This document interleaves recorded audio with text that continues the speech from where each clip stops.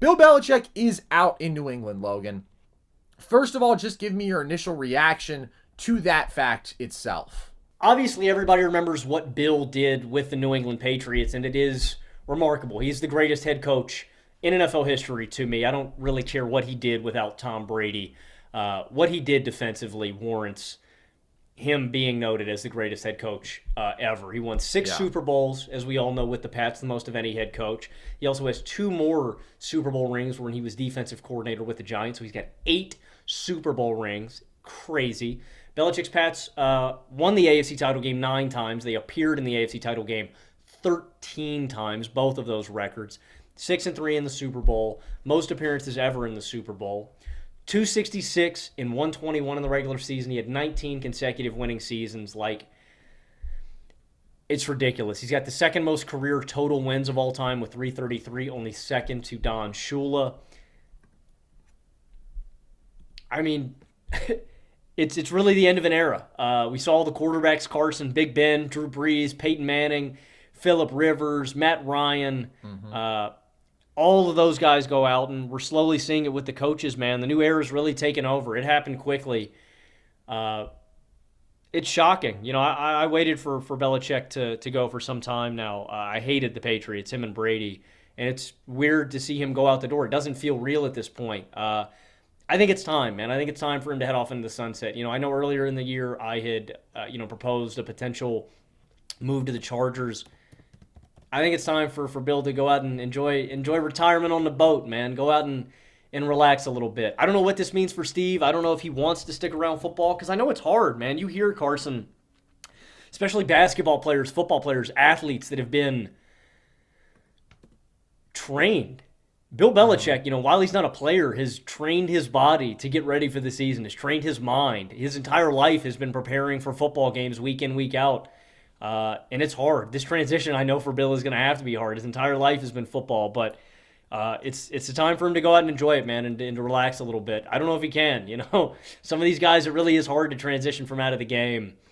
It's a changing of a guard, Carson. It's happened really rapidly, and I think over the next couple years, we're probably going to see it happen even quicker. Like Pete Carroll's out the door too. That's another legend of this game. It happened really fast. Belichick to me is the greatest coach of all time, and I tip my cap to him. I bid him adieu. There was nobody I got more excited to play as a Pittsburgh Steelers fan than the New England Patriots. And those victories were sweet. They were sick. You're a masochist. They were far. They were in between.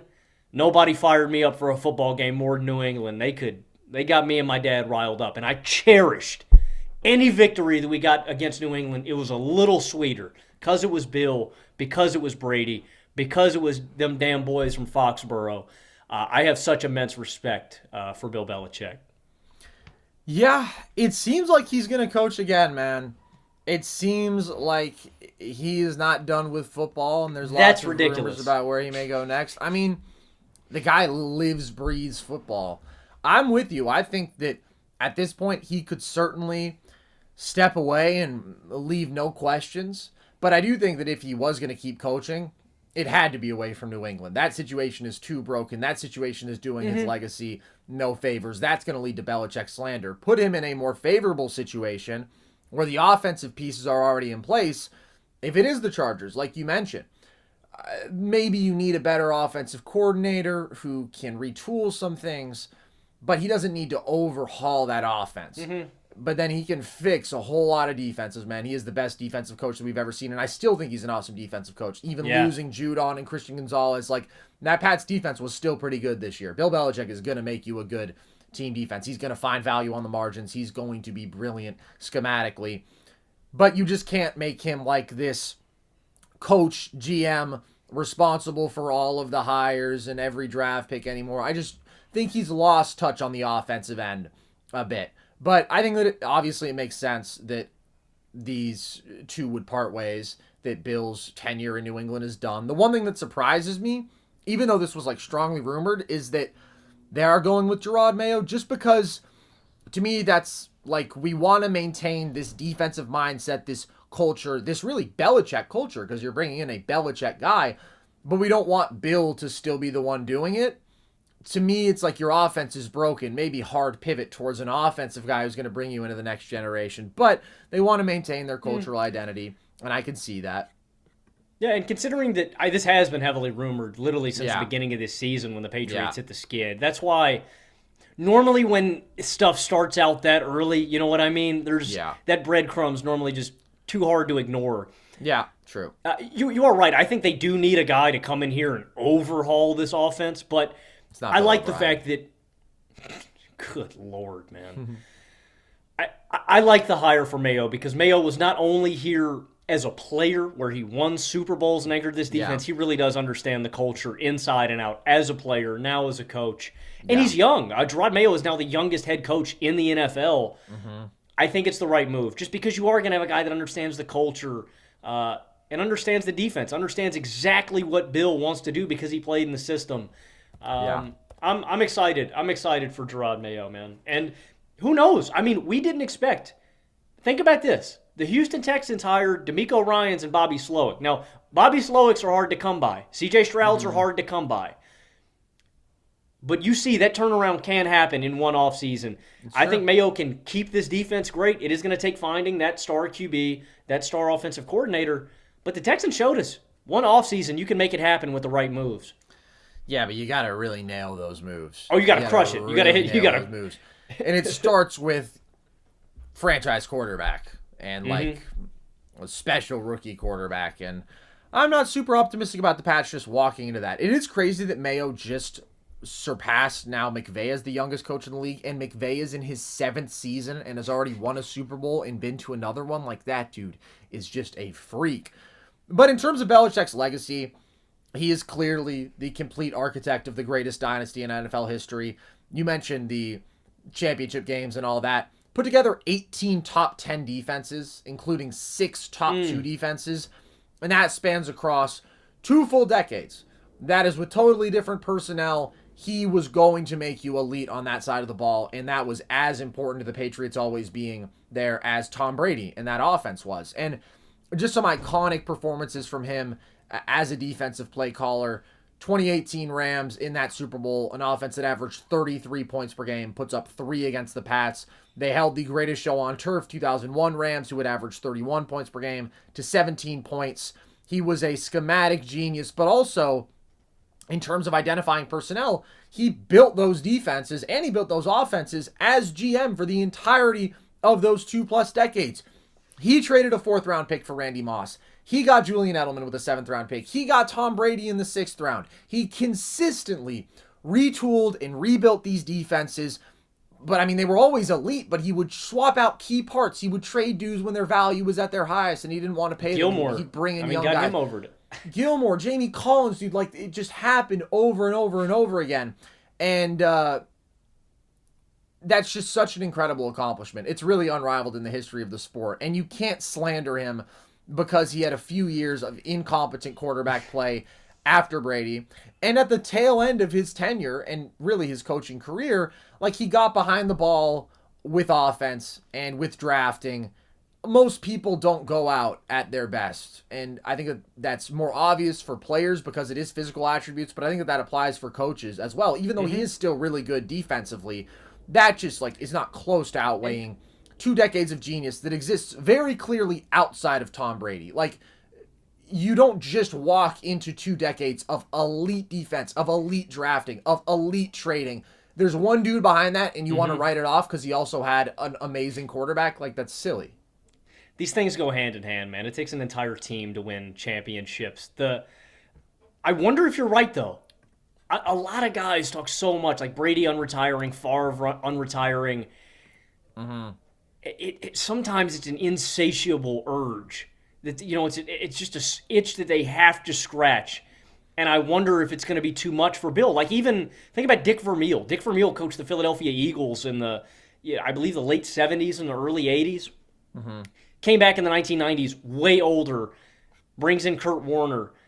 They win a freaking Super Bowl. You know what I mean? So yeah, maybe that urge is there for Belichick. Like, I wonder if he's just so entrenched that he can't let it go. And if that's the case, give him a shot. Where are your ideal spots for him? I know that I think the Raiders will probably offer him because I think the Raiders. I don't think he can either, but I think Mark Davis. I'm just thinking about owners that would throw him a bag. I think Carolina and Vegas may throw him a bag just because of their owners.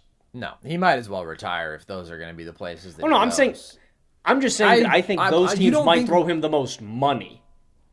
Yeah, but I think anybody's going to be willing to pay for Bill Belichick. Maybe not anybody, just because this is such an awesome coaching market with Jim Harbaugh potentially coming to the league. What do you think, Johnson? But like, he's still Bill Belichick.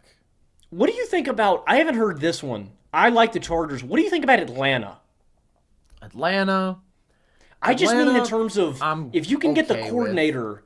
If you get the coordinator, the offensive pieces are already in place, and that's a really talented roster. Like, you give Belichick an offseason to just retool the defense, I think that Atlanta could make some noise. It's not bad. Here's the one that I've seen picking up some momentum that, like, I think would be amazing. If the Eagles fumble this playoff situation, if they do lose to the Bucs, then you have this disastrous end of the season. I think people will kind of look at Nick Sirianni and say, okay, what is this guy really doing? Take away his coordinators and things fall apart. And then I think you could justify firing him. And then that's the exact scenario. It's like the Chargers, where you already have a lot of the offensive pieces in place. You just need to fix the defense. And they have more talented dudes than the Chargers on that side of the ball. Like, Bill could fix that defense. And that would be pretty sweet. That would be really cool for him. That, to me, is the sort of situation where it's like, yeah, you should actually stick around because you can show that you are still a special coach, even at this age, even separate from Brady. You definitely can't give him personnel decision making ever again. I think that those days are gone, but there's some intriguing landing spots there, man. Like, this is the most interesting coaching cycle I can remember. There are so many jobs open, and there are so many good candidates for them. One dude who is also done, Logan, at least as head coach, is Pete Carroll. He's staying in the Seahawks organization, but he is done as the head honcho after 14 years. What's your reaction to that? This was pretty shocking, and it's going to be weird that Pete doesn't have full control, but I'm glad that this is a mutual breakup. You know what I mean? I think Well, it's apparently not. He apparently fought really hard to keep the job. But never mind. It's not mutual. Dang. It's not me, it's you, is what Seattle effectively told Pete Carroll. Yeah. I like Pete a lot. Pete is the only coach, I believe, in football history to win both a collegiate national championship with USC and a Super Bowl with the Seattle Seahawks. So that's pretty interesting for his legacy. Did Jimmy Johnson do that? I think Jimmy Johnson actually might have done that. Did Barry Switzer might have too, or maybe he's the only active guy. I read that stat somewhere. We're gonna get my stats team on it. Maybe it is Barry Switzer. Hold up, I'm your stats team. I'm getting on it. Keep going with your spiel. It's weird. I'm glad that Pete can hang around. I think Pete's just too old to restart somewhere, and he's got too much tenure in the organization. And I don't know who Seattle's gonna get for this job, but I'm glad that Pete's around in the organization. I hope he can help make them good decisions. Like, you think about. Pete just is a football guy. He's a really valuable resource to have around. It's like Tom Coughlin after he was done coaching and went to the Jags, went back to Jacksonville where he initially started. I think they want some fresh fish in there. You know what I mean? I think they want to restart, get a little younger guy to lead the team out. And I think Seattle's talented enough to where I still think they need to make moves defensively. I think they need more pass rushers. I think they need more guys in the middle. I don't think Seattle's going to dramatically fall off without Pete. And again, I'm glad that they're keeping him around. He's just a good football guy to have in the room. Yeah, I mean, they've got a great fish market up there in Seattle for sure.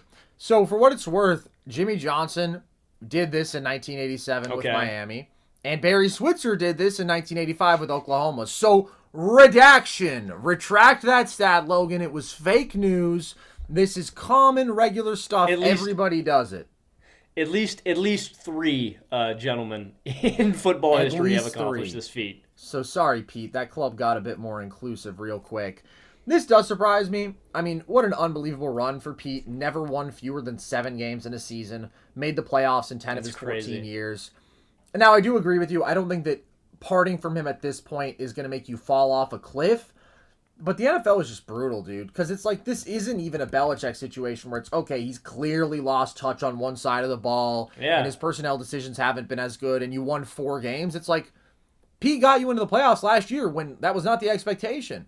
And expectations were higher this year but you still won 9 games. Like, it's just brutal, dude, that even a guy like that doesn't get to go out on his own terms. And it depends, I guess, on where they're going to pivot to, because I know that there's a lot of people who think that they have their eye on Dan Quinn, which to me is kind of like, all right, so theoretically you're keeping your identity because that's a Seattle guy. He was the defensive coordinator for some of those early Seahawks defenses under Pete Carroll, but you're not going to let Pete be the guy who does it. Yeah. It's not like Dan Quinn is like, oh, young offensive mind, we're doing a 180 here. It's like, yeah, he's younger than Pete, obviously, but he's, a guy in his mid-50s who comes from the Pete Carroll tree, who specializes on the same side of the ball.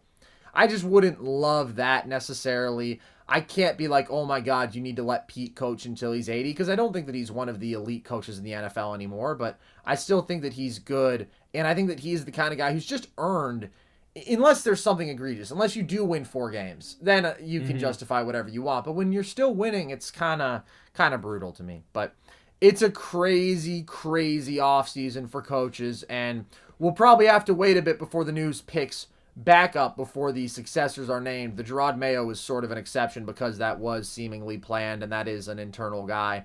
Outside of that, there's a lot of big names floating around, and it's going to be really fun to see how that all goes down.